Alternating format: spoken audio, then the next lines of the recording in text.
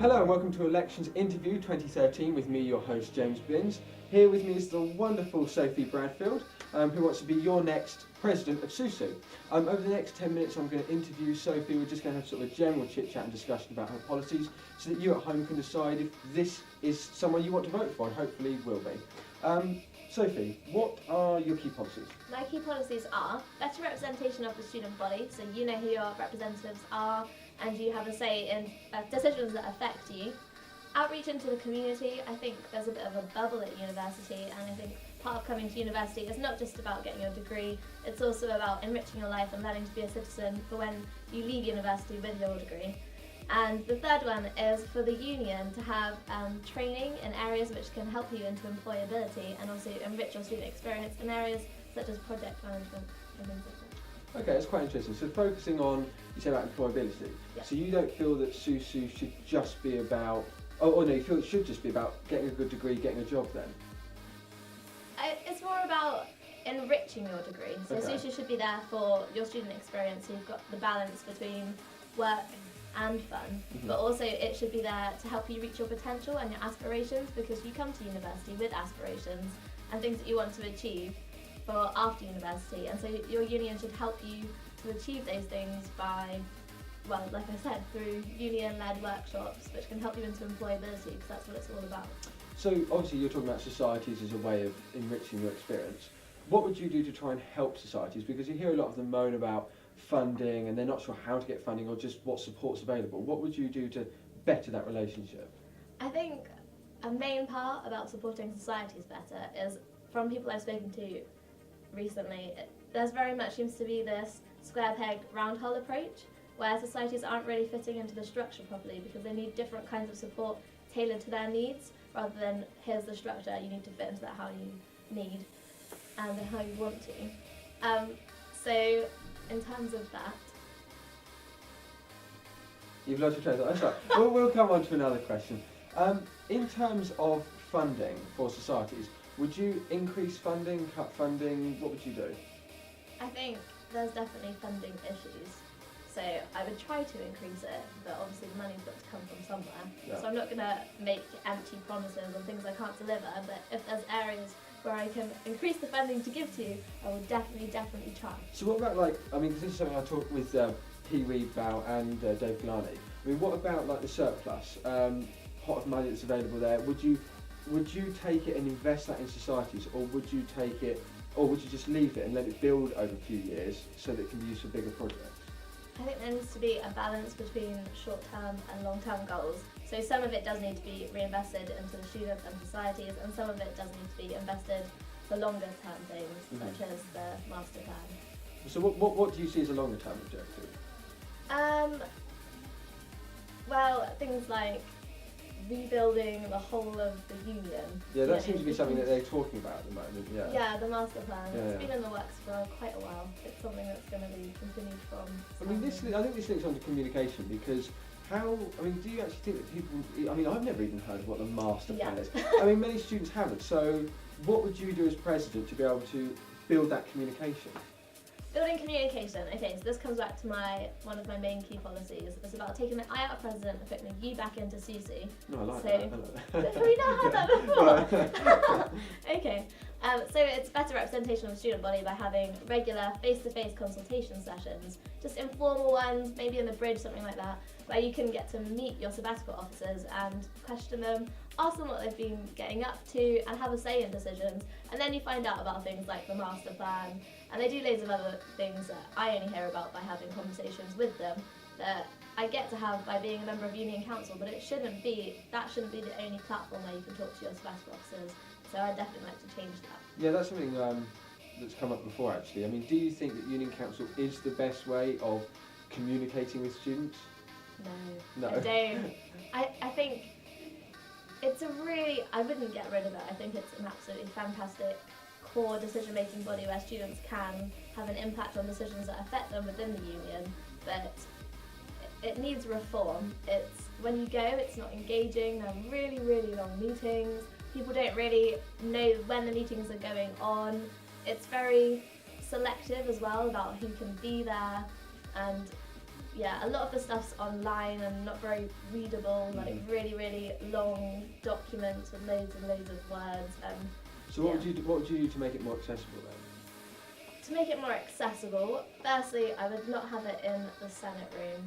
Where is the Senate room? It's in the George Thompson building, so opposite the Jubilee Sports Hall. Right. And it's a building that university officials use a lot. Okay. And also that's where the university court takes place. So it's very much a formal sort of debating chamber. And I don't really feel it, when you're in there, I don't like the atmosphere. I don't think it really suits the whole, everyone can come and take part in SUSU decisions. So I'd move it into a better space for students to come and leave as they please as well. Okay. I'd also publicise it to students in person, which is something I do already. And also I'd make meetings shorter and I'd make them more regular. I'd give them a better focus and structure so they were more topical. And I would have a lot more of it from the student body rather than coming from the sabbaticals as it is. What do you see your role in terms of sort of sites? Because, you are the president of Winchester site and all the different sites, but sometimes they feel removed from SUSU or removed from the university in general. What would you do to build that relationship? Well, another point in my manifesto was about celebrating diversity and being more inclusive and making SUSU something that you can really be proud of and take ownership in. And so a part of that is that I'd really, really like an event every summer where all students just come together and celebrate the fact that they're at Southampton University and learn about the different things going on. You can have different stalls with different things taking place from different societies to see what they're all about and just generally celebrate that. And I think that's something that all students should be invited to. We could have it taking place at Winchester and Southampton, or we could have it all in Southampton. But just once a year? I think you've got to be realistic. So to start off with, once a year. But if it works well, we can find out changes that can be made to it, and maybe we could do it more. Okay. I was thinking more of like a carnival type feel.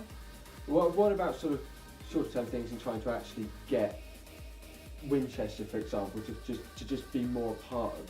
I think coming back to what we were talking about a minute ago with Union Council, there's also been suggestions to perhaps have it in Winchester sometimes as well, and sort of enable that by having a minibus to take students there so they can take part in important decisions and find out what the union's doing. But also the sabbaticals should be encouraged to actually go to the sites and visit the sites and meet the students, exactly the same as what I've been talking about in Southampton campus, about being around and being approachable for students, to do exactly the same thing in Winchester and other sites.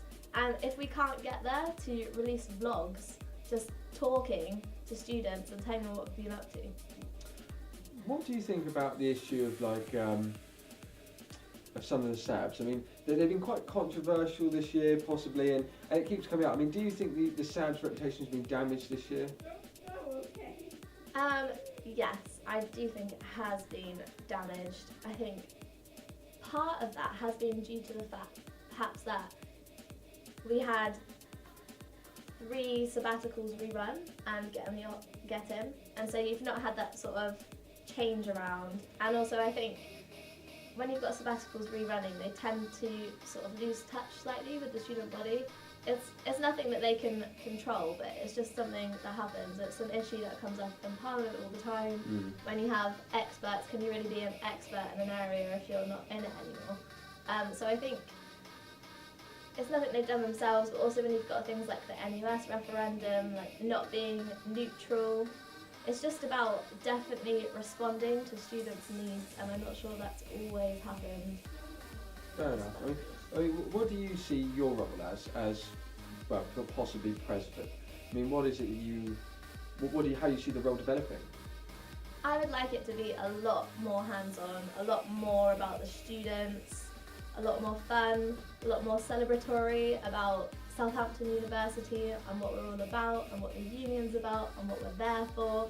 I think we definitely need to have this sense of team, a strong team built into the sabbatical team, and also a sense of ownership within the union. And so I'd like to change it in that way and just just be far more approachable for students. So you're the team player, you're the team candidate for this election, and trying to make everyone feel inclusive as well. Yeah, I mean, leadership is something I'm really interested in, and it's something I've been doing my dissertation on. Oh, and okay. I don't ask me about that. Oh, right.